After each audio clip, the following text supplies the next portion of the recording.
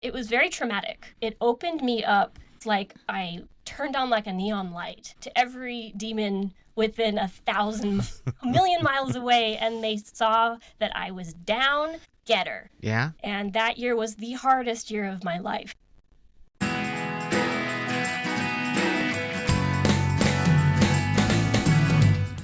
Hope is important, but it has to be paired with faith and love for it to be an effective force for change, because if it's just hope, it's just not enough. And people will tend to lose hope after a time. It's almost kind of like willpower. There's only so much of it before people will lose hope, if that's all that they're banking on. But their faith or connection to God and their ability to forgive and transcend above their circumstances are not part of the equation.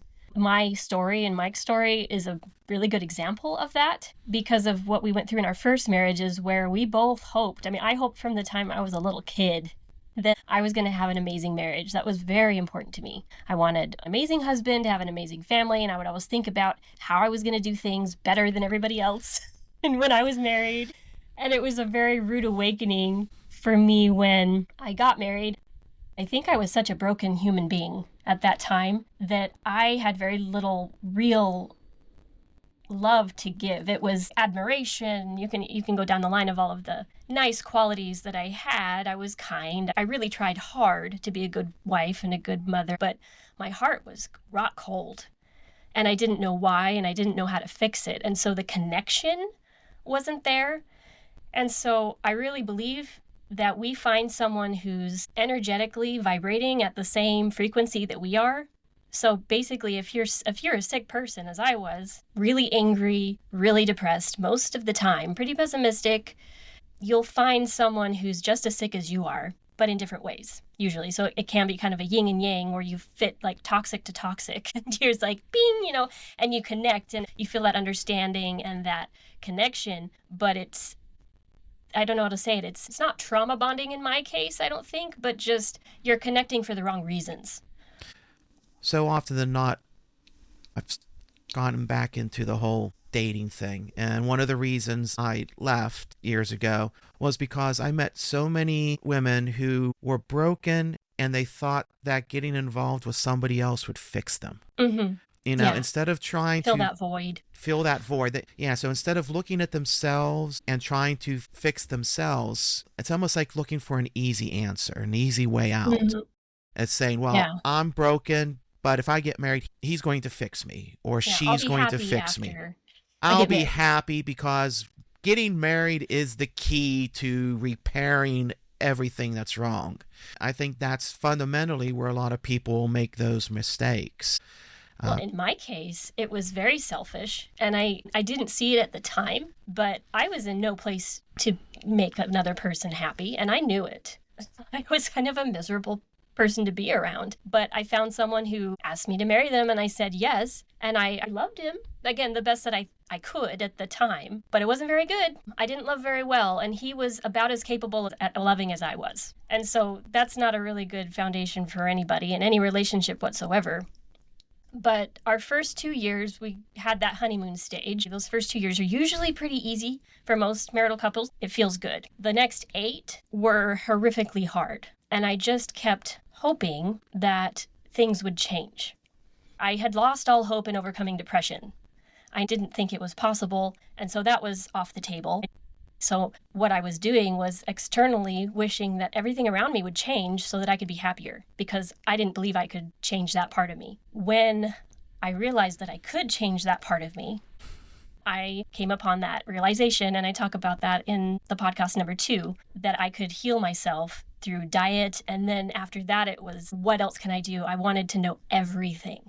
And I went on this intense journey trying consistently to get better and better and better and better, and just layer upon layer and line upon line. And the hard part of it was that my spouse, who I'd married when I was sick, was not making the same progress that I was. And he didn't seem to have that desire to change as much as I did. And we grew apart. There's no other way to say it. One of the reasons was because our way of dealing with conflict was very, very different. Our way of dealing with money. Those are like the top 2 reasons people get divorced.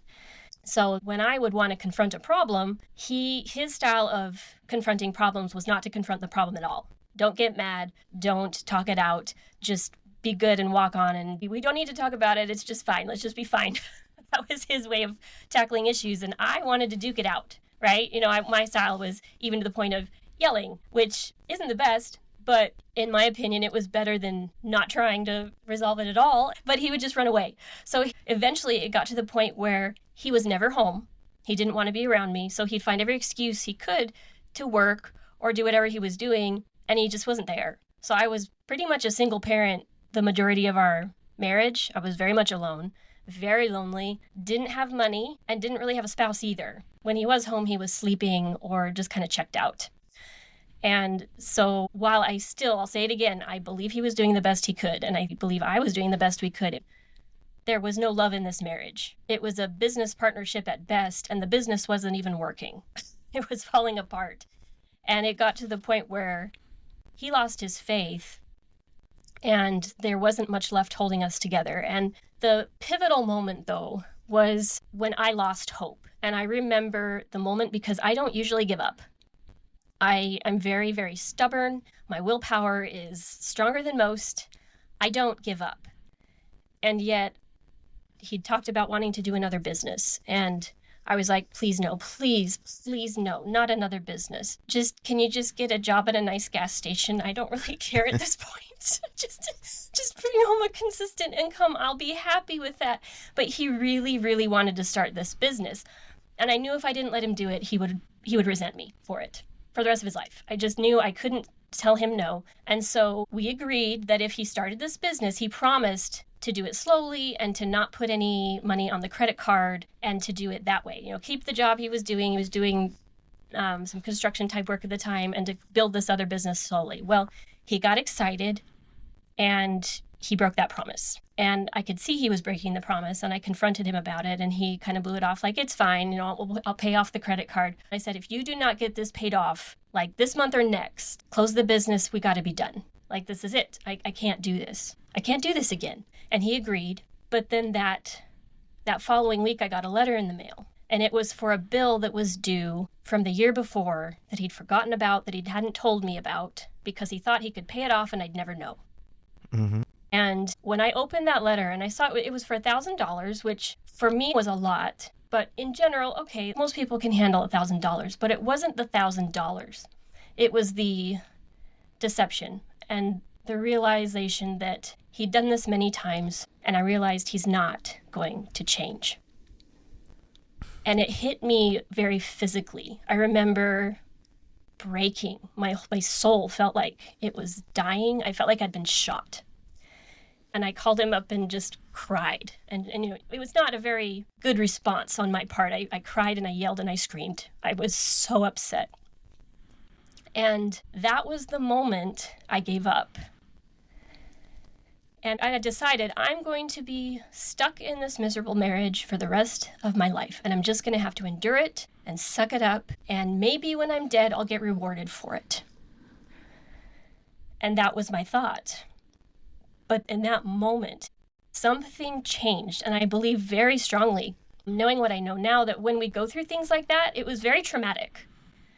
And it opened me up. It was almost like I turned on like a neon light to every demon within a million miles away. And they saw that I was down, get her.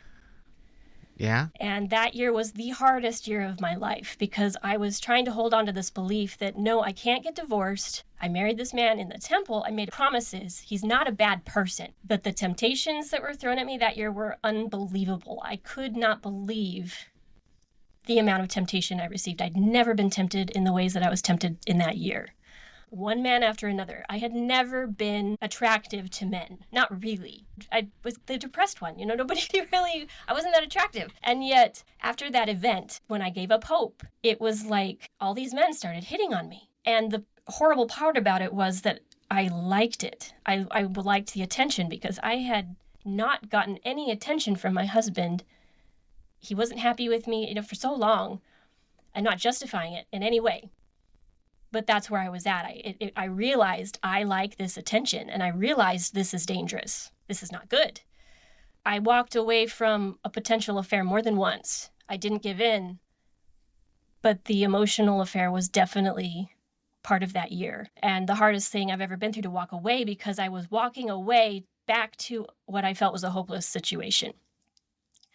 And what changed my perspective was I was working with a life coach, and we were working on my desire to work on my marriage because I had no desire left. It was like 0.0001 or something like that. And we're like, we got to work on your desire if we're going to get anywhere. I'm like, but I don't want to. And several sessions later, I remember lamenting to her about my hopeless situation. I'm damned if I do. I'm damned if I don't. If I leave, bad Jennifer. If I stay, miserable Jennifer. It's misery everywhere. There's no way out. And she stopped me and she said, Jennifer, you have to believe and know. And this is really important. And so I was like, okay, I'm all ears. She said, you decide right now you're going to be happy. You're going to be happy. You're going to be happy either in a happy marriage that you're going to fix, or you're going to be happy outside of your marriage, either single or married to someone else. And I remember in that moment, the hope coming back, that I felt this glimmer, like I felt the truth of it. Yes, okay. All right. And I just let go of any outcome. And that was the first time I started putting my faith in God, that I can't fix this, but you can. Because before that, it was all, I fix it. I have to fix this. I have to fix this. I didn't think God could fix me. I didn't think God loved me. I mean, I just didn't feel that love of God, even though I knew logically he loves me, but I didn't feel it. And this was the first time that I felt that connection and hope, like, he's got this. He's promised he can heal anything. And so as I moved forward with that hope, that did get me through that year. That one conversation gave me the hope I needed to get through that year. But one of the things I was told before I could leave my husband, I was going to the temple and saying, can I leave now? I'm ready to leave. I want to leave. I feel like I need to go. And I got a very strong no. I was like, but why? I don't want to stay. I want to be free of this. I feel so trapped. I feel like I'm in a prison in this marriage. I can't do it anymore. And I got the very strong impression that it was a voice to my mind. You have to learn something first. And I go, what? What do I need to learn? Anything. I'll do anything. And then I heard, you have to learn to love him. Oh, no. My heart just sank, because I was like, I don't know how to do that. I had so much resentment by this time. And I was like, okay, well, you're going to have to show me how, because I don't know how I'm going to do it. And I can sincerely tell you that I learned to be happy in a miserable situation those last few months before I felt I had been given permission to go. But I also felt this strange love for my spouse I'd never felt before. Not that I should stay, but that this was a child of God who had hurt terribly through a lot of actions on my own part, things I'd said, things I'd done, the way I treated him, and it wasn't all his fault. And I felt this godlike love for him, that this is a good person who deserves so much more than I'm giving him. And I want him to move on and find someone else who can give him all the things that he wants and needs. He can't get what he needs from me. And vice versa. We were going to keep pulling each other down. And I realized that if I didn't leave, it was going to literally ruin everything, both of our life paths, and that it had to end. And that's probably strange for some people to hear. I'm not condoning divorce. But in my situation, I feel that I was given permission to leave, and that was actually the thing God was telling me to do. After all this time of saying, no, I can't do that, I can't do that, I can't do that, that was actually the answer in the end once I learned what I needed to learn. So it was rather odd. The next few years were pretty, good and not so good. I felt a sense of freedom, learning more of what I did and didn't want. I was definitely coming off marriage and rebound mode, dated a lot of different people, married another very quickly, and it ended very quickly. It was tragic and really hurt my confidence in ways that I wasn't prepared for. But then again, it forced me to connect to God again. I chose my first husband. I think I chose my second one. What I wanted, what I thought I should have. While I did feel the sense of, yes, okay, go ahead and marry them, I don't even think I gave God the chance to pick for me. I just didn't. I made the choice, and he said, it's a decent choice for where you're at right now. Go ahead. You'll learn what you need to learn through this one. Oh, yeah. Life is a series of experiences, and the more you go through, the more you learn. And oftentimes, you learn by mistakes. If you're not making mistakes, you're not learning. And sometimes those are easy mistakes to overcome. Sometimes they're difficult mistakes to overcome. I think we all go through that. I know I did too. There was a period of my life when I thought I didn't need God. I could do everything myself. I could depend on myself. And then it wasn't until I was completely broken that I started trusting God and really listening to what he had to say. It was that broken heart, that cold heart I was talking about. That's what it took for me, was breaking my heart over and over again and allowing God to put it back together. And that's a key too, especially for people that are having difficulty with hoping again, is to realize that some of the strongest material is made when you break it and then reforge it. And you break it and reforge it. And you get very strong results from such a thing. Do you have a question, Mike? Or comment? Hope's crafted, and it transforms into manifestation. The right frequency of hope comes through the Savior and our Lord. He paints that picture of what to hope for.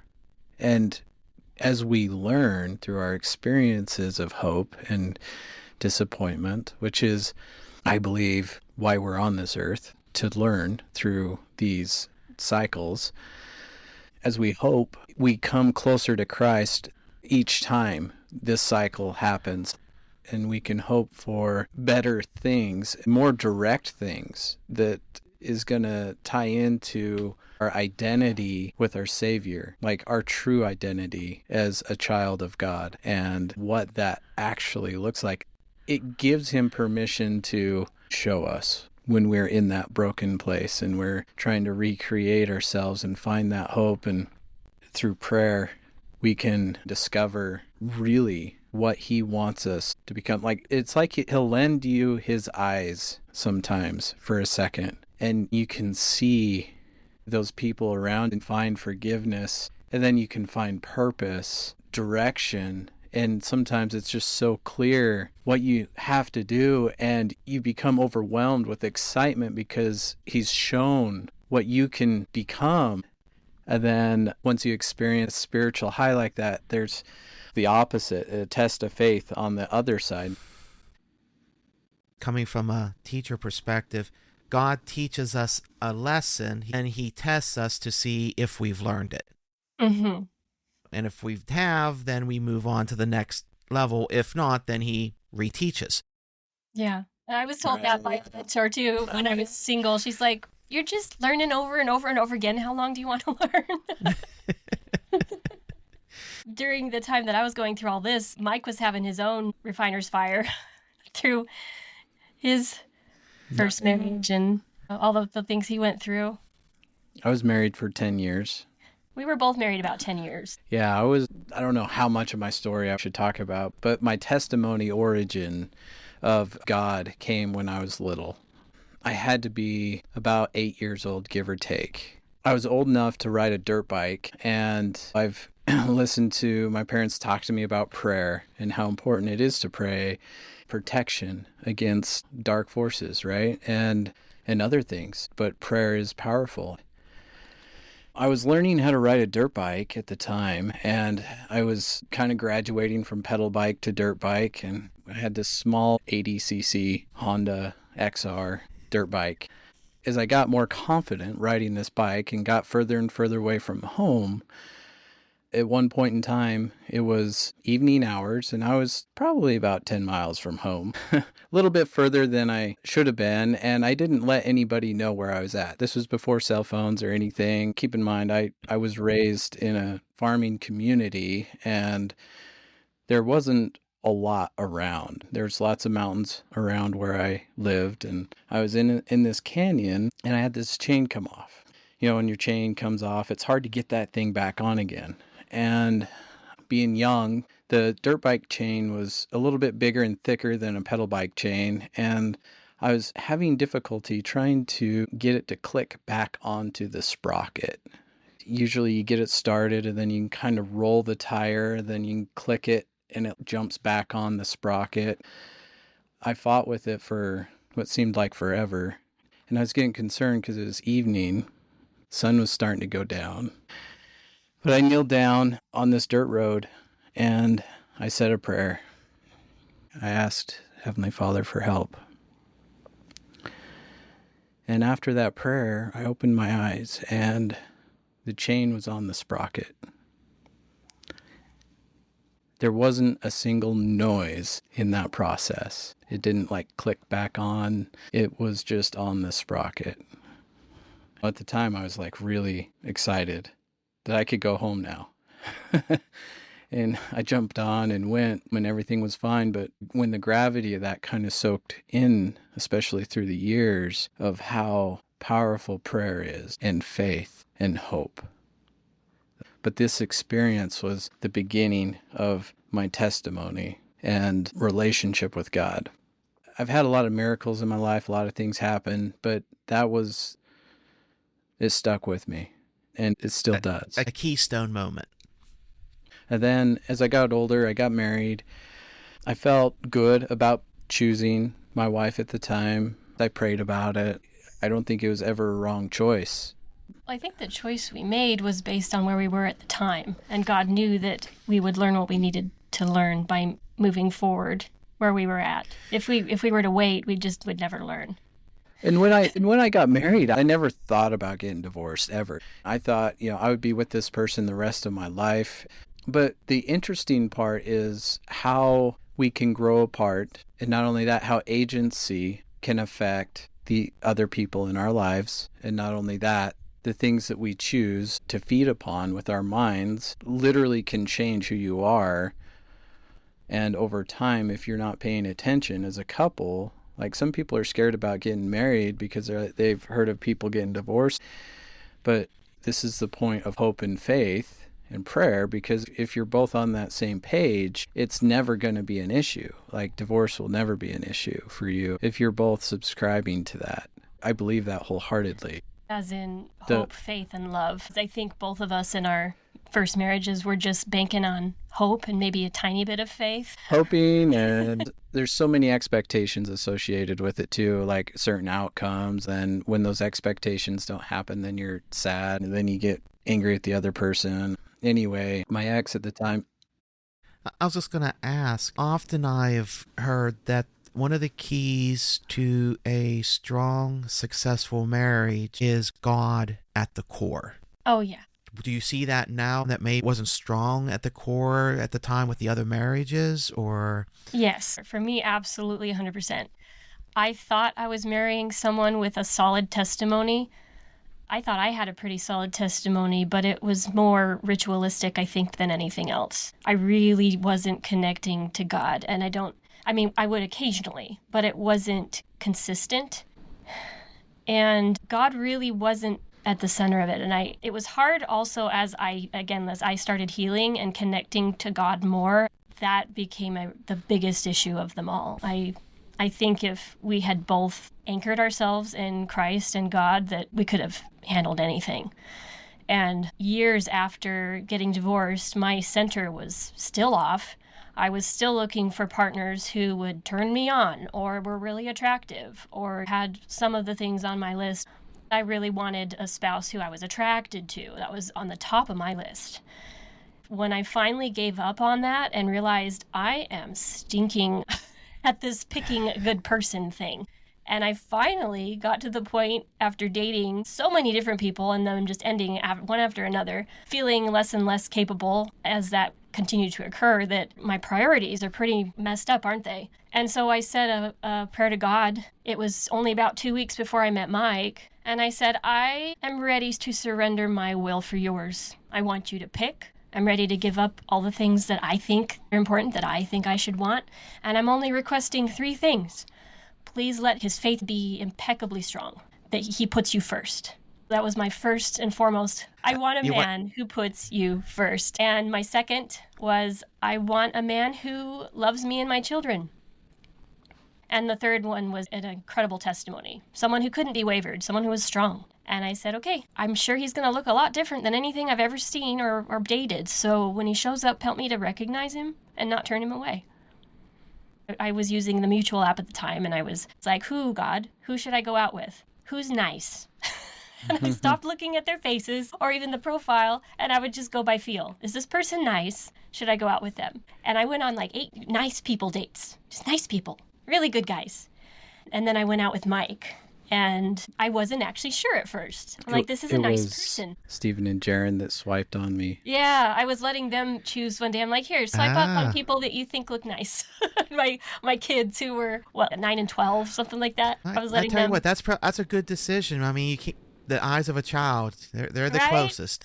So I think they swiped up on Mike. They're like, he looks cool, he flies planes. And so that's how that started. But it didn't happen for me until I let go of what I wanted. And I said, clearly, I'm toxically attracted to the wrong people. And this should be a red flag for me. If I like someone, it's probably a big fat no. I'm not picking very well. And Mike had been dating some different people. He'd just gotten out of a relationship. And you can tell your story. Back up a little bit so you can catch up to mine. All right. So and answer his question. Do you think that God at the center is, how important was that? Did you have that in your first marriage? I felt like I did. But like Jennifer said, I think it was a lot of just box checking or just kind of going through the functions of the religion, if you will. I knew God and I had faith. I had a testimony dating my ex-wife. Well, another reason why I felt like it was right was, spiritually speaking, there was a lot of spiritual battles I was facing dating her and going through that process. She wasn't religious at all. She didn't really believe in God. There was something special that I connected with about her spiritually. She went through a spiritual journey of her own, and eventually she got baptized. Then we got married, and through this process, spiritually, I was attacked. This started in my early 20s, and I remember the first time I was asleep. It was nighttime, and I woke up, and I felt a heavy weight on my chest, and I couldn't breathe. And there was this noise in the ears, almost like white noise, but it's hard to describe. As I looked around, I saw this dark figure next to my bed. It felt like it was going to consume me and kill me. It would happen in the moments of sleep as I would transition from kind of an unconscious mind to a conscious mind. And as I was seeing this, I was like, no, this can't happen. I have power over you. And the second I said that, and the second I thought about Jesus Christ in that moment, because I'm coming from kind of this unconscious, vulnerable state of mind to a conscious mind, my eyes are open, and this is what I'm seeing. The second that happens, it's gone. This happened to me several times since then. I think even once or twice since I've met Jennifer. I saw one morning, and I'm like, what was that, Mike? Are you okay? Yeah. Yeah. As soon as you started describing, I know someone who experienced that, and I've also heard many stories of those type of attacks on people. So that's pretty common, believe it or not. The closer you get to God, what happens is at that moment, Satan expects you to give into the fear. And the moment you give into that fear, you create the opening, which he takes advantage of. But the fact that you did not give into the fear, the fact that you immediately went to Jesus, that scares him away. So he takes off. So I was listening to the podcast. I believe it was the first one that you and Jennifer had. In your description, at least, of that dark figure, the way that you described it, kind of that murky, there wasn't a clear definition, but I was like, hey, I know that. And I guess to kind of bring this full circle, if there's a devil, there's a God, right? So it reinforced my testimony. It also helped me know at the time that, hey, I was actually on the right path because I'm being attacked. The potential of this is something huge that I may not understand right now, but this is something great. So my first marriage, there was a lot of up and downs. I believe in finding forgiveness for, people that take advantage of our vulnerabilities, for sure. I don't want to speak ill of her, by no means. Yeah. I loved her. I know the fight that she was facing. She was dealing with bipolar depression. She was dealing with a lot. I knew if there was anybody that could love her, God put me here to do that. I didn't know that before we got married. That happened after, but through that marriage, it got to a point where her agency and choice led her down a path that, I couldn't follow. And we both agreed to get divorced. It was interesting because about 3 months before we got divorced, I sensed there was something not right. There was spiritually, and I had a dream and I saw the devil laughing at me like, I got you. Mm-hmm. And I didn't even know at the time what was going on, but he had her in a snare. And that manifested months later, but neither here nor there. The results of that were divorce. I wanted to save the marriage or do everything I could to save it, but she didn't want to. That's honestly one of the reasons that I trusted Mike so much, because he had tried so hard in his marriage to save it. Yeah. He didn't want it to end. It opened my eyes to how vulnerable we are. Like any one of us. It could happen to any one of us. I didn't realize that until that point. I was at a pretty low point after I got divorced, and spiritually, that was rock bottom for me in a lot of ways, too. I just remember how lonely I was. And I knelt down on the floor, and I prayed. That moment was a turning point, manifesting my future to God. I want a good person in my life. I just want a family. Why is this so hard for me? Like with my ex-wife, we couldn't have kids. She had a lot of health problems. But anyway, to this point, I'm just like, why is it so hard? And I started thinking about my future wife. From that point forward, I listened to that direction of the Spirit that guided me in my life. Worked at Coca-Cola. It was a good job, it was a good career, I was in a management position. Everything was looking up. A lot of opportunities opening up for me in that position. It didn't feel right to stay there. I've enjoyed good health care, good benefits, and something that a lot of people would fight for, but here's the Spirit telling me you need to do something different. I put in my notice, and it's funny because these doors just open. A flight school that I could get into, and everything just came together. I could go focus on that for a year and get through that program. Got my commercial pilot license. That led me down here to Phoenix. Now I'm from Idaho. So all of this was going on up in Idaho. I was working on my CFI, and I was in a program up in northern Utah. And as soon as I got my commercial pilot license and as soon as I got into that CFI program up there, it was almost like I ran into a wall. Something was telling me, what's next? What's next? Yeah, you need to go somewhere else. And I had the prompting to go down and visit my brother down in this Phoenix area where he lives. And I fought that prompting actually for a couple months. I did. Yes. Yeah. I know. I've been there, done that. Yep. I fought that prompting, and it was almost like this blockade, and things just didn't feel right anymore, what I was doing. But I kept trying to tell myself, no, this is what I'm supposed to be doing. I got confirmation to do this. So God, this is what I'm supposed to be doing. But it wasn't. And I kept getting this prompting to go down to Phoenix and visit my brother. And so I'm like, okay. And after about 2 months of torment, I chose to come down to Phoenix, and I only was planning on being here for a week. It was interesting because I was driving down here. It's a long drive from northern Utah. It was about a 12-hour drive from where I was at.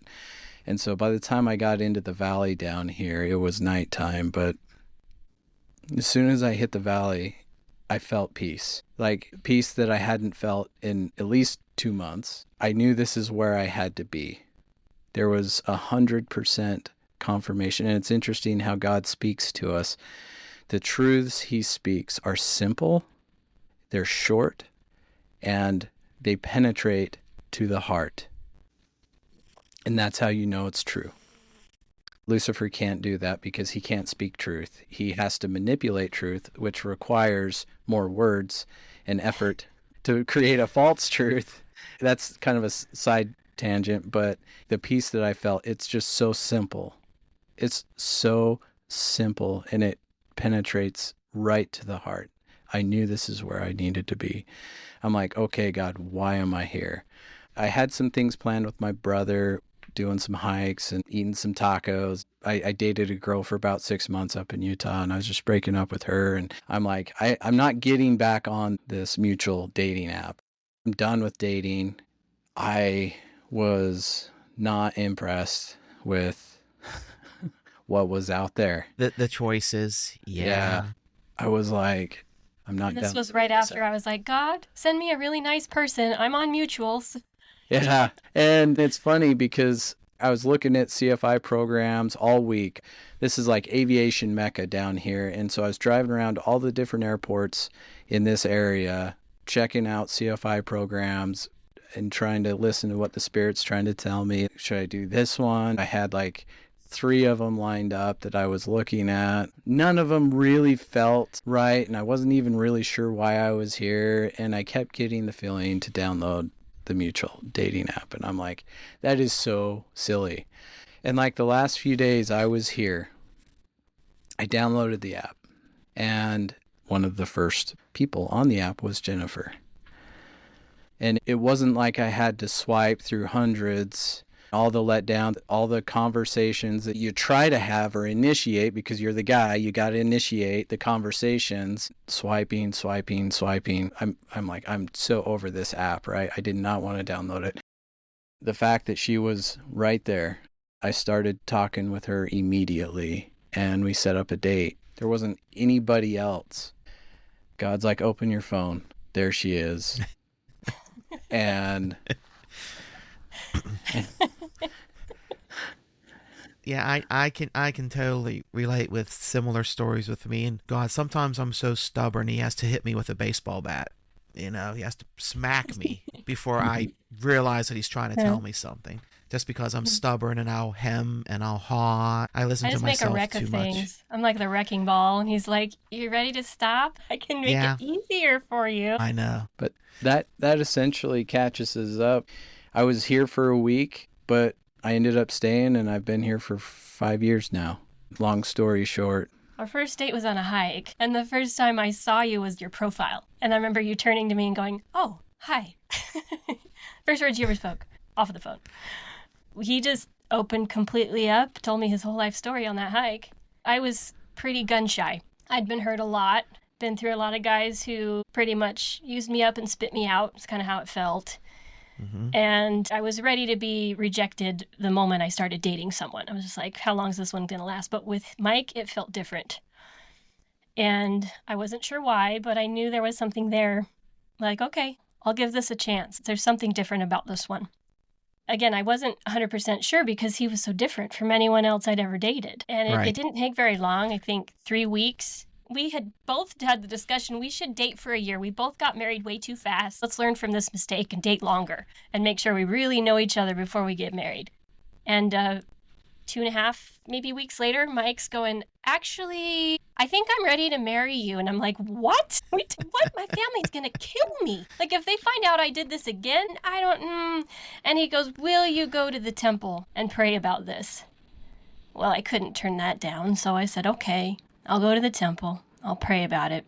And while I was at the temple, I can't remember if it was exact words or just the feeling that I had, but that it doesn't get better than this. This man is willing to give up everything to be with you. He loves you. He loves your kids unconditionally. it's not going to get better than this. He's your person. This is your soulmate. Because I've been asking God to send me my soulmate. And when I realized that he was the man that God had sent for me, I felt the truth of that penetrate my entire being. And up to this point, my attraction for him had been ho-hum. I really liked him. I was attracted to him on some level, but I just wasn't sure. And in that moment, everything in my spirit and body wanted him. He became the most attractive man I had ever met and have ever met since. That feeling still remains, but it felt like a complete change of perspective and heart that was like this gift of, let me help you see him the way I see him from the Lord. And I knew, like, okay, I'll marry him. After knowing him for 3 weeks, I will marry him. And I could not wait to get home and just love all over him and in every way possible other than breaking the law of chastity. I was so excited, and I just knew, like, that was it. And I told him, I'm not telling my family. This was during almost COVID. It was just before COVID. And I'm like, I can't tell my family. They won't understand. They're going to be so worried. I'm just going to let them figure it out. And Mike was like, that's fine. And he told his family. Which surprisingly, they trusted him. Like after 3 weeks, really, but they completely were on board. They were excited too, which was cool. I was not in a rush either. I believed in dating somebody for a long time before getting married to him, for sure. I wasn't really looking for another relationship, but when I met Jennifer, I knew that she was it. And so for me, this journey from that moment when I prayed on my living room floor, it was clear to me when I saw her that this was it. This is why I'm here. I thought you were going to go back home. I thought, well, maybe we'll try the long distance thing. He didn't indicate he was going to stay until he just stayed. I'm like, aren't you going back home? I was like, I'll stay with my brother for a while. I'm like, I'll stay another week. Yeah. And then he never left. I never left. After 2 weeks of dating her, when the Spirit spoke to me that way and the peace that came with it, and knowing, why would I waste time to put a ring on that finger? At this point, we're ready to tackle life together. Why try to complicate things, put some kind of expectation 8 months or a year before we get married, when the Spirit has already told you so abundantly clear that she is it? Something else I think that people need to hear too is a lot of people feel like they need to know if they're sexually compatible before they get married. We made the choice we weren't going to do that.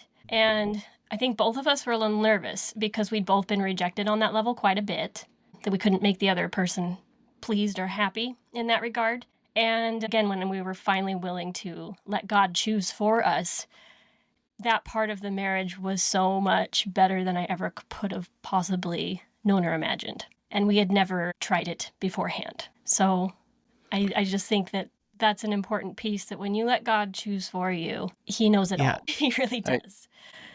And I really think the key element there was, as soon as you felt something, you both went to church and prayed about it together. And that's always a key. That's what a lot of people, especially those who don't have faith, who don't have hope, they don't see that connection. One of the hallmarks of a successful marriage, of course, is that it has to be God-centered. And the hallmark of a successful marriage, as far as what I understand, is if your spouse, your significant other, helps you get closer to God. Yes. Then it's a good marriage, because that's the key. That while you're going to share a life here on earth, you're going to hopefully have children or not, as the case may be. The key, though, is you're aiming for eternity. So the person that you're matching, you not only have to really be compatible here. I mean, earth is a good place to find out if you're compatible, but afterwards, you're going to be with them for eternity. So you want to make sure they're cool to hang around. I mean, so making sure, hey, God, we're going to be together for a while here. Yeah, but it's interesting, though, is for a long time, I didn't even want to ask God any questions about when my second marriage ended, because I had prayed before my first and my second marriage about the person that I was going to be marrying, and they both ended terribly. So I was really confused. But I think the difference was that I had made the decision before I even went and prayed, if that makes sense. Right. Versus saying, God, you choose, help me recognize it when it shows up, and I will receive it, or receive him. You kind of placed your will before his will. Yeah, I had an idea of what it should be, what it should look like. My second marriage, he looked like a Ken Barbie doll. He was gorgeous, but made me quite miserable, all said and done. So, your idea of what paradise looks like isn't necessarily going to give you the paradise you think it will if you're not centered in what God wants for you. He knows what you need. The world is preoccupied with physical appearance. Yes. Because that's all the world can see. But I will tell you, coming from someone who has been given the gift of looking into another person's soul, there's an indescribable beauty in a soul that can never be reflected in an outward physical appearance as we are now. Mm-hmm. Maybe in eternity, after we have glorified bodies, if you go on that route and whatnot, then yeah, sure. But right now, I will tell you what instantly attracting to me is a person's soul. I can sense that, I can feel that, and that's on the same token, I can look at someone who is, quote, extraordinarily attractive according to the world. But when I get close to them or I glance at them, I immediately wince because I can feel the darkness that emanates from within.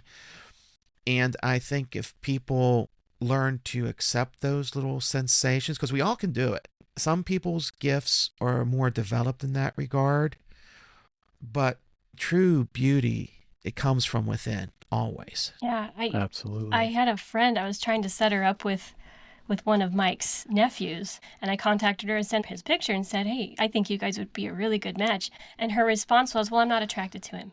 And I was just like, you idiot. And then I'm thinking, oh, I used to be like that. She'll have to learn the hard way. Yeah. And Mike's a really good looking guy, by the way, if you can't. Oh, yeah. She's, Jennifer's going, my last husband was like Ken Barbie doll. And I'm sitting here looking at Mike going, well, come on. I mean, yeah, he could give Ken a run for his money. Get the idea that he's super homely or anything. He's inside and out.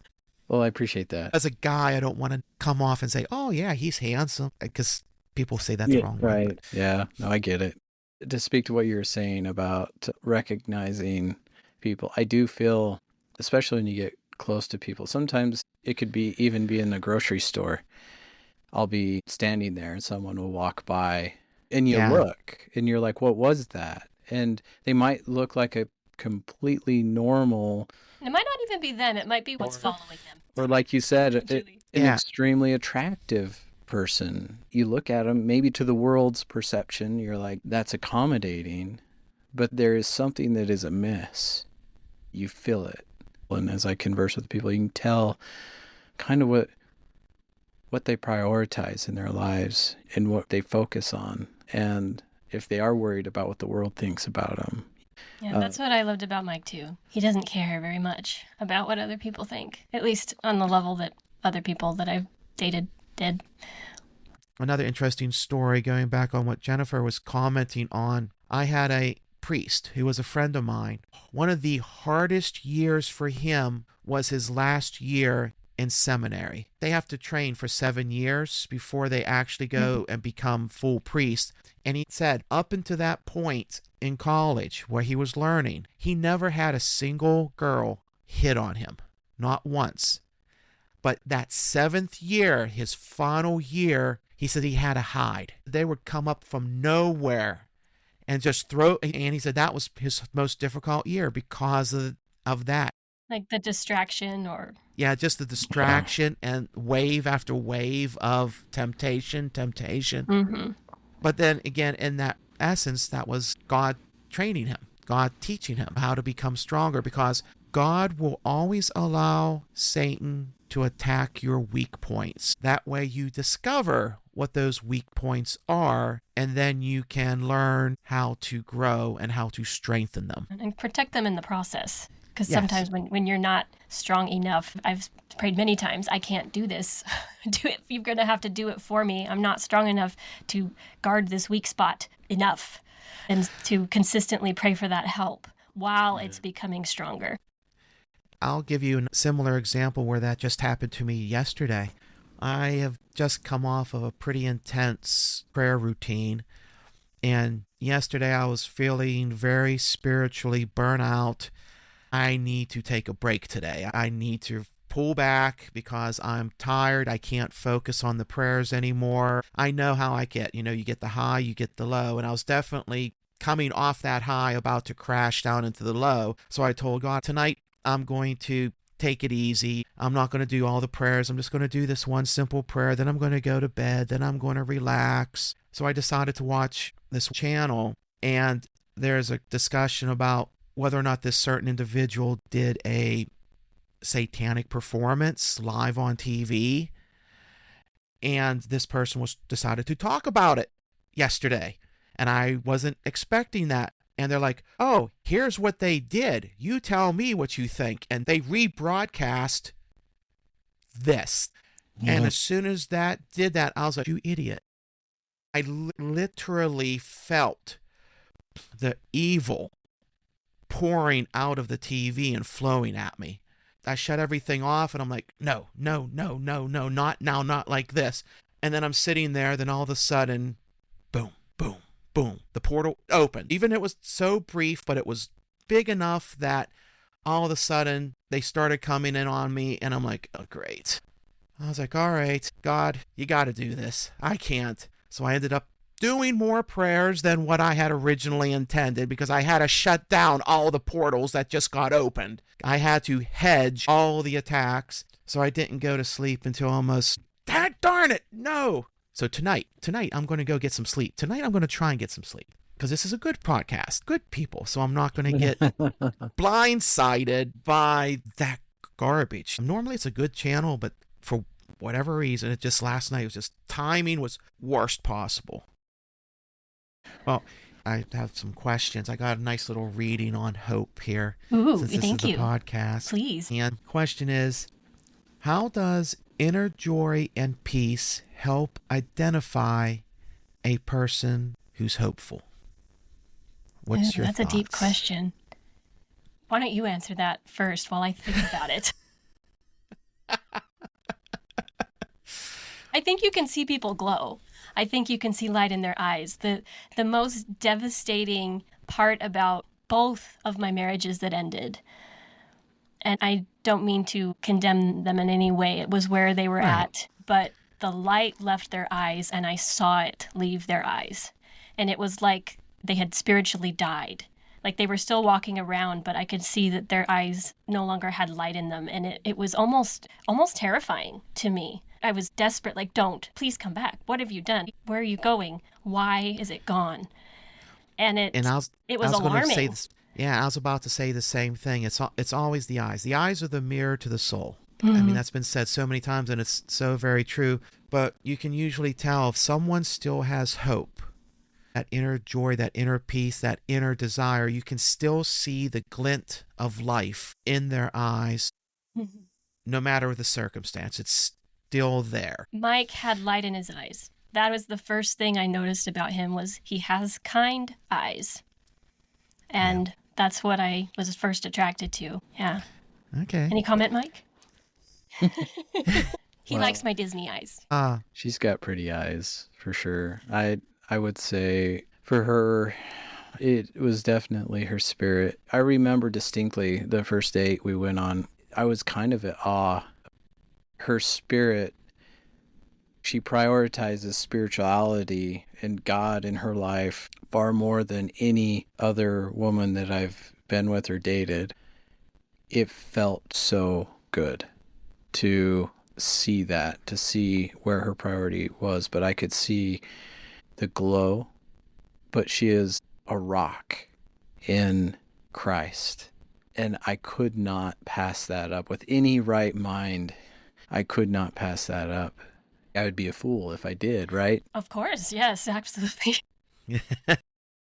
I will say, I realized this, God started helping me to understand that men couldn't stay with me because just who I am. And I saw it years later in my chart. I'm like, oh, that's validating. Cool. I wasn't wrong. But that it's a Pluto in the 7th house. It pretty much suggests, and it's right next to Mars and Saturn too. So it's like all of this required discipline, go-getter energy, lots of massive wanting to improve constantly. Like that's just what I do. I'm constantly trying to grow and develop in new and exciting ways. And the men that I was with before could not tolerate it. It's almost like the person I'm with almost is required to transform and develop over and over and over beside me in whatever way that is for them in order to stay. Like it's almost like they'll just fall off if they don't. And Mike has been that person. He's been willing. And he's even made the comment that I understand now why people couldn't stay with you. And my first I was like, ouch. Like, geez. And it goes, the truth hurts. Explain. No, I've actually felt that if I am not actively working on my own relationship with God, she is going to leave me in the dust. She challenges you. Yeah. Yeah. Oh, yeah. And vice versa. Mike speaks his mind and will tell me things I don't want to hear. And it's not easy for me, especially being so stubborn, like, whatever. And then later I'm like, yeah, you're right. But he helps keep me in check. God allows Lucifer to attack our weak spots. Weakness, yes. Yeah, our weak spots. He knew that we would be perfect for each other because we would kind of fuel the fire to look at our weak spots. She helps me look at mine. It's a balance, and I guess I help her look at hers weak spots. And you're right.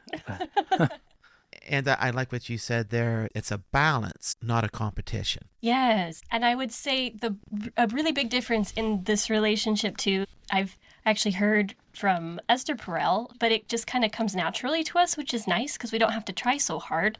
But those who are struggling in their marriages or new in their marriages and aren't struggling yet, this is, I think, the number one most important thing to keeping your marriage strong is just expressing appreciation on a regular basis every day. Right. Thank you. I appreciate you.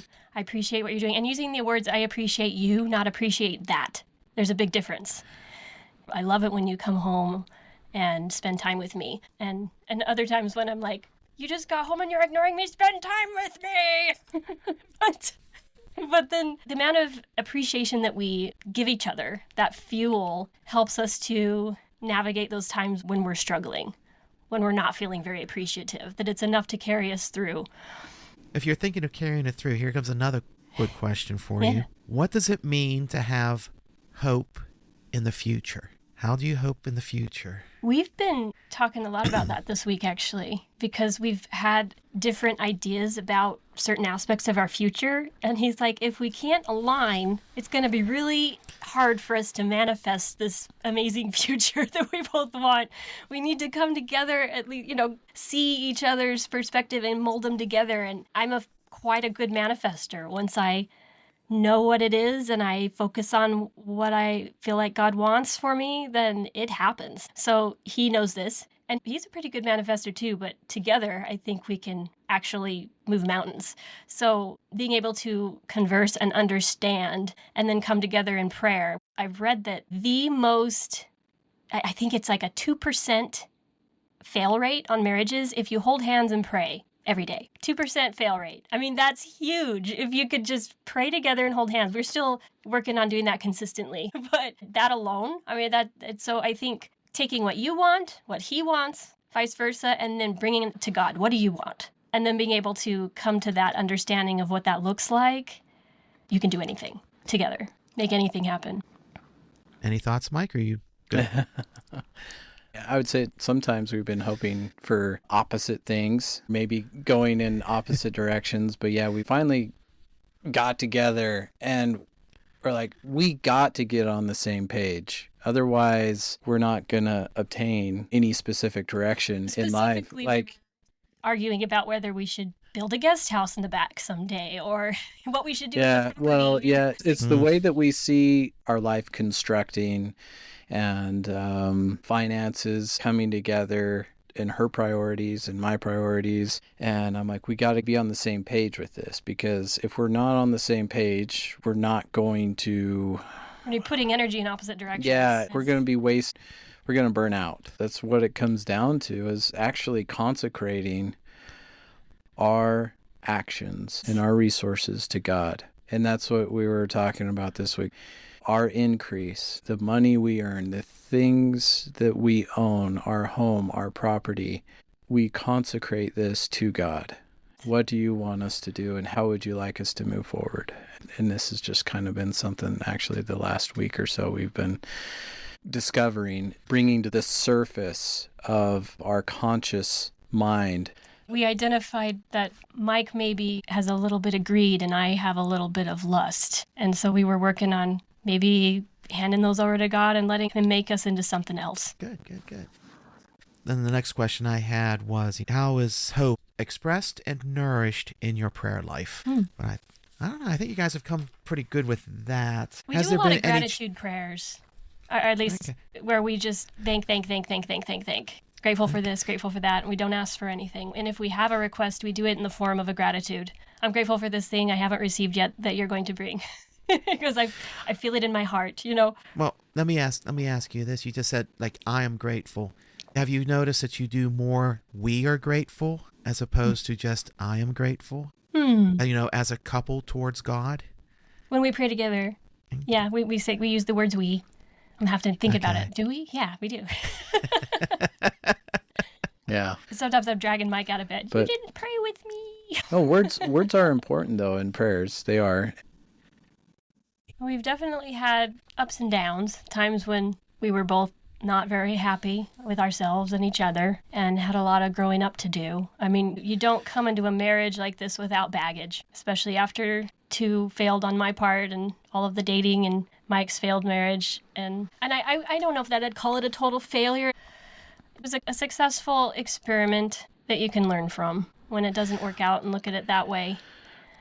And not look at it as a total failure if you learned. Yeah, that's just it. That's what I always try and tell my students. Not that they always believe me, but I say any failure that you can learn from is no longer a failure. It's just another learning experience. Chalk it up and keep moving forward. And don't give up. That's always the key. I think as Catholics, we're in the season of Lent where we really focus on those 40 days. And I always just think the way of the cross. How much suffering he endured, but he still kept going. He never stopped. He never gave up because he knew the goal at the end was worth it. And he never gave up hope. He had what they call perfect hope, I think. Yeah, perfect hope. That's a good way to, yeah. And when it's perfect, faith and love are just part of that equation. They're completely there. It's all there. Yeah. And it can carry you through anything. I had mentioned that I wanted to talk a little bit to the Viktor Frankl Man's Search for Meaning. Oh, yeah. We could do that. And we don't have to spend a whole ton of time there. Mike hasn't read it yet, but I know you got a copy. I was excited to see that. I'm a little bit into it. But just such a testimony builder of some of the things that stuck out to me in that book was the physical and mental, spiritual things that they had to endure completely blew out of the water any scientific evidence that said that a person could only take this much. You would die after a certain number of days without this much food, or that most people break under certain circumstances, which a lot of people do, but the amount of abuse that they took was not possible by the current standards of that society at the time. They didn't believe that a person could endure that much, and yet they did.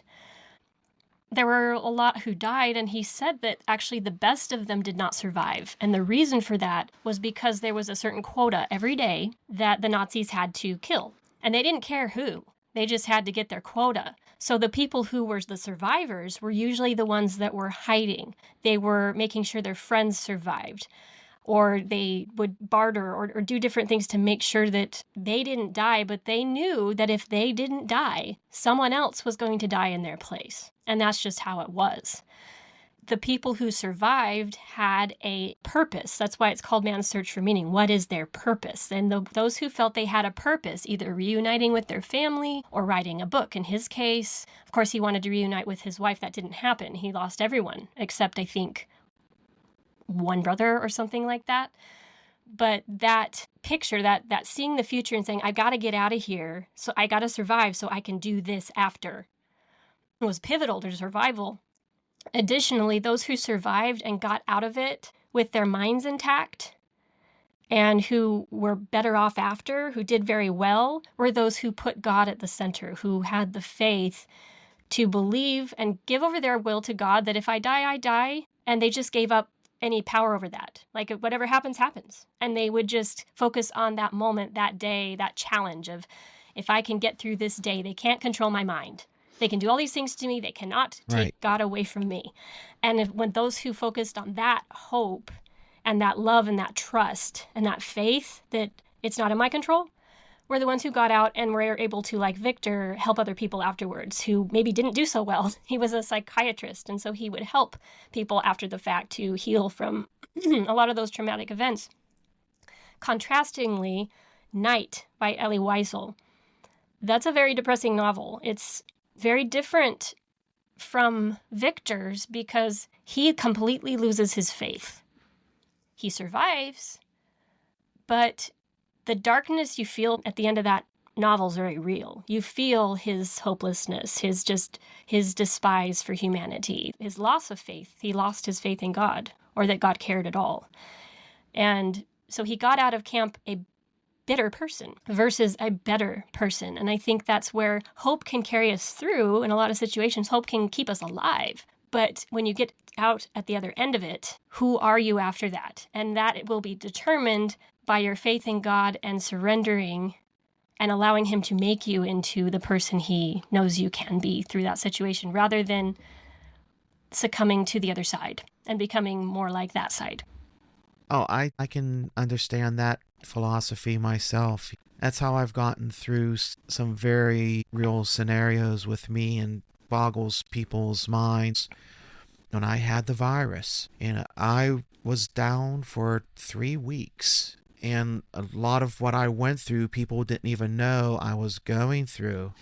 And at the very end, one of the things that got me through it, because at the worst point, I was literally coughing nonstop for 3 days straight. Mm-hmm. I had no sleep, no food, no water, because I couldn't, I was that bad, and I was on my couch. And nobody knew what was going on at that point. And it wasn't until my one friend came in afterwards and saw me, and his face went white when he seen the state I was in. But the one thing that got me through that was I just kept having hope. I'm like, I know where I'm at now. I know what's happening. A year from now, I'm going to be okay, because God's going to put me back together. He's tearing me apart, and there's a reason for that, why he let that happen. But I know he's going to put me back together again, like he always does. As long as I had hope in the promises that he made me, that gave me the strength to continue on and to endure all that sorrow and suffering that I was going through. I think, too, for you, you actually knew God had told you were going to continue to live. And there's a difference between wishing and knowing. Yeah, interesting side story I can give you from an experience. One time, me and my friend Carl were having a friendly disagreement. When I was telling him, I said, having visions of the future, knowing what's going to happen, and yet being unable to do anything about it is very heart-wrenching and very hard to do. It's like that. This was horrible, hard suffering. Carl came back on me and says, well, not knowing and going in blind, that's suffering, that's hardship, that's trial. And so we had this disagreement that we were going back and forth on. So the one day when we went into the church and we prayed together, we prayed to God and we said, can you solve this for us? Who's right? Who's wrong? leave it to God to do something out of the blue. God loves curveballs. Mm-hmm. He loves the underdog, and he loves to throw curveballs. God swapped our gifts. After we got done praying, we realized something had happened, and we realized at that moment our gifts had swapped. I could no longer see things, understand things. I was totally blind, and now Carl had everything funneling into his head. God left us for about 2 weeks to experience that. At the end of the 2 weeks, we both went back and prayed to God and like, oh my gosh, Carl, I get it. I understand. This is horrible. How do you live like this? And Carl's like, no, man. I was like, I don't want to know this stuff. Take it out. Get rid of it. I'm better off not knowing. And then God switched us back. But it was in that moment. He literally let us experience each other. What a gift. Oh, it was a great gift, and I haven't complained. Never again, Yeah. Well, one other time I did complain about something, but oh my gosh, I did not like that lesson either. So yeah, it's just those sorts of little things that happen, and you're right. I do have a certain advantage in that regard, in that I do have hope because God has given me promises. He tells me certain things. I have hope, and I trust that it will happen the way he says it does. And of course, he doesn't always tell me directly. It's always in a riddle. Has it ever happened the way he said it would? Like, has God ever lied to you? No. Again, he likes to talk in parable, and he tries to make me think. So he's never direct. There's always symbology involved, and I have to try and figure things out. And sometimes I figure things out wrong. But no, he has never lied to me. And even things he has told me that I didn't want to accept. Mm-hmm. That my human nature rebelled against and said, no, no, no. I did that when my dad died. I knew a year before he was going to die. Yeah. And I still tried to save him. Case in point, I've had a lot of private revelations about me, myself. I don't share those generally, but I'll share one part. God gave me a vision. In the vision, I saw Beth. He told me in that vision that she was my first love. And in that vision, she came up to me and smiled, and then she got a sad look on her face, turned around, and walked away and vanished. And God gave me the knowledge that Beth was going to be leaving my life. And at the time, I totally disregarded it. I said, we love each other. It's great. We're going to get married. We're going to raise a family. How is Beth going to leave my life? It's not going to happen. Yeah. And then within a year, events happened. And she left my life exactly as he said she would. Mm-hmm. I've made the mistake of assuming things would play out a certain way and thinking, oh, it's just going to be like this. And I was so certain. But it ended up looking very different than I thought it would. But it didn't go against what he told me. I just filled in the blanks, and I was wrong. Yeah. Having hope in God is all part of just letting go and getting to the point where you can trust him. Don't get fixated on a certain outcome. And to give you an example, I've restarted my life 3 times, I think now. I did twice in a sideways slide. So after Beth died, I had to restart my life. I was an engineer for 8 years. Then it came a time I had to restart my life again because that job had a falling out. And for 6 months after I had been laid off and everything, I tried to find another job. Nothing was working out.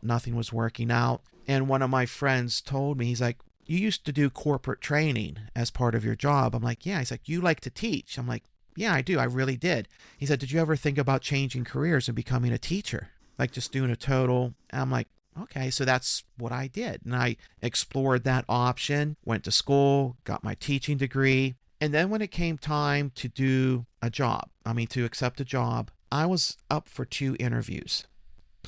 The first interview, I went to New York. I was interviewing at the school for the diplomats. So all the diplomats at the United Nations, their children went to a private school, and I was up for a job to teach at that school. That was one of the first job offers I got. So I literally drove to New York, visited, talked with everybody, and I realized that if I accepted that job, I would literally have my thumb on the pulse of world events, because you're talking to the children of the diplomats that are running everything. I had another offer to come to West Virginia. New York, I mean, you want to talk about grand marble floors, beautiful oaken wood. It was a magnificent, beautiful structure. I came to West Virginia where one of my friends was teaching. Our county has an 80% poverty rate, one of the lowest paid counties, and small town, middle of nowhere. And they said, like, after these interviews, like, why don't you just hang around and walk about the school and just tell us what you think? I was just like, this feels where I'm needed. I feel like this is where they don't need me in New York. This little town in the middle of nowhere, I just left it up to God. I said, this feels right. Then I went to a local restaurant, and that's where I met my friend's mom. They ran the restaurant, and it was filled with all this religious, I mean, it was like, oh, wow, cool. And I kind of felt like, all right, I think this is where I need to be. I'll stay here for a few years. Stay here for a few years, get my feet wet, and then move on from there. So I stayed at that school for 10 years. Then when I felt that it was time, I got that urge. I'm like, I need to do something else because I'm starting to stagnate. There's not much more for me to do. There's not much more for me to learn. And then a job opened up next county over. Out of nowhere, the teacher was retiring after 30 years, and they needed someone to take that position. So I'm like, okay. I applied. Next thing, you're hired. When can you start? And I've been there for 6 years now. So this is my 6th year. So coming to West Virginia, I was only supposed to be for a few years. Now I'm here for 16. All because and I've learned so much. I've met so many people. It's really interesting. Again, I mentioned how God lets people find each other. Like I said, I found my friend's mom who had a near-death experience. She wrote a book. She's pretty famous. And then I found out all these people were visiting her, coming from all across the country just to talk with her and spend time and learn with her. Next thing I know, she's like, oh yeah, we had a diplomat that came through here on their way to D.C. Or I knew this senator. Little town, middle of nowhere. And yet all these people just come. They just come through here all the time. It's wild. And it's been an experience I never realized I needed. I've learned lessons I didn't even know. And God's taught me so much. And I'm forever thankful for that. And I'm glad I trusted him. You just have to be open and willing that if he says something, you can hem and haw all you want. When I told God, I was like, I don't want that. I don't know if I can do that. And then he just smiled and says, I made you. I know what you can do. Trust me. And like, darn it, you have to pull that. I also feel like there's times in my life when I'm stalling and God starts putting fire everywhere around me in a symbolic sense, where there's like an out over there. See the opening? Go. And so it forces me in a certain direction when I'm really getting stubborn, and he's like, no, I know you're trying here, but you're not getting it. Let me help you out. And other times it was actually before my divorce where I was in a really bad place and I knew it, and I knew I couldn't stay there. Temptation was at its height. And I gave the shortest prayer I've ever given. And I said, Lord, I'm ready to move. Shake it up. Like, I don't know how. I don't have the inner strength to do this myself, but I'm ready. And my entire world fell apart. And as it was happening, I felt panic, like, oh, this is too much. This is too fast. Help. And he's like, nope, we got it. You gave the go ahead. I got angels behind you. Go. And I didn't even have a choice, but I'd made the choice that I'm ready. I'm ready to move. Shake it up. And I mean, that's a very brave prayer for anyone who wants to say it. You will see miracles in your life, but boy, it was intense.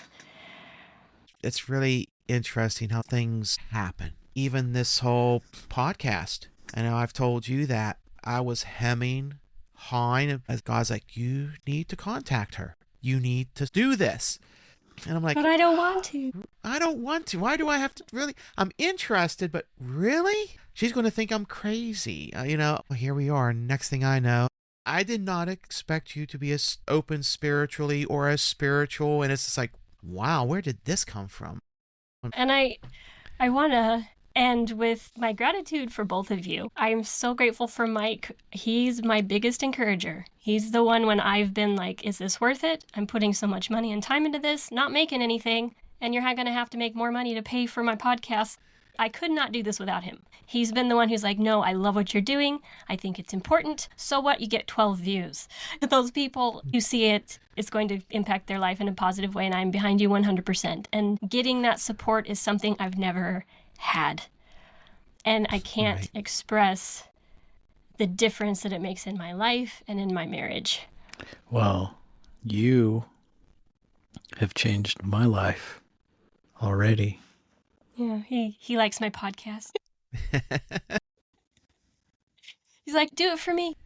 Yeah, and I'm grateful too. This has been a new experience.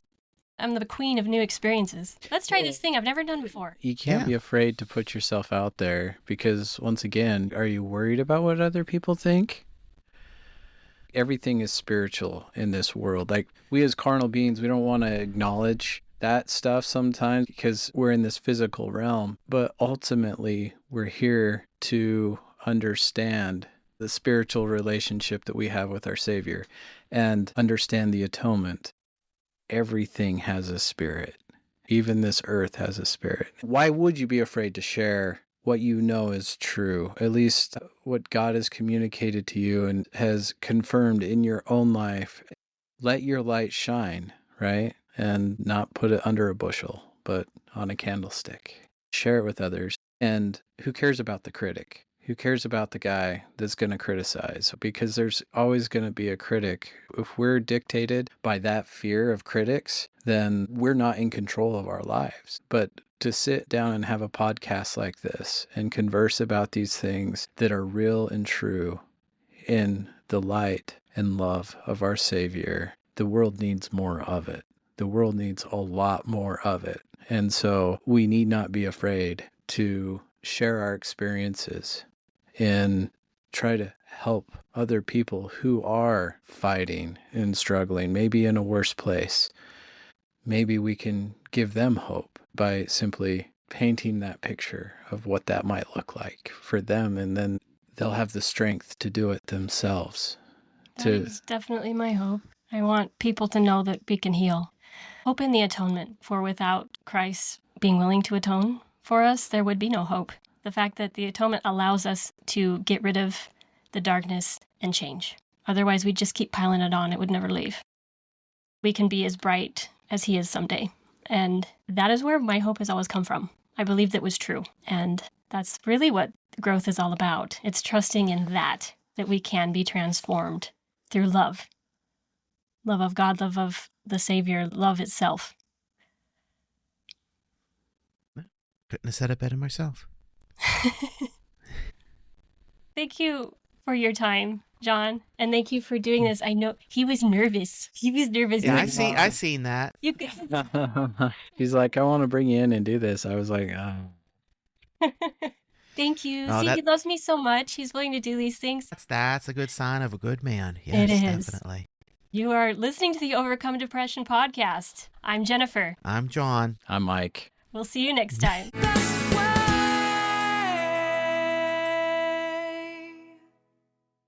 If you are new to this podcast, please go watch all of the hashtag introduction videos first, and then consider downloading the Overcome Depression workbook. Links in the description. The content in this podcast is based on my own personal beliefs, is for informational purposes only, and is not intended to substitute for medical advice, diagnoses, or treatment. Please refer to the full legal disclaimer in the description.